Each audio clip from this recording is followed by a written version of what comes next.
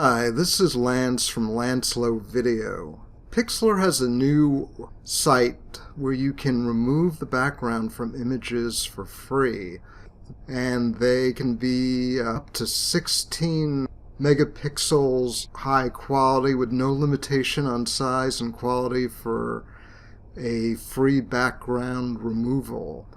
Basically, the way it works is once you're on the site, you go to Open Image, select your image,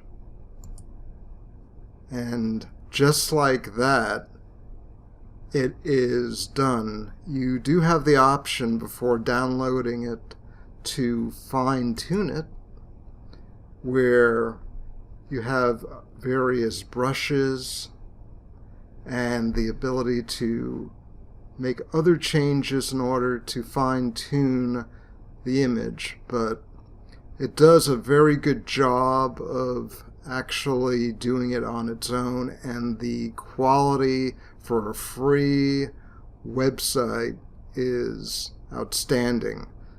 So you can then download it as a PNG file and be good to go.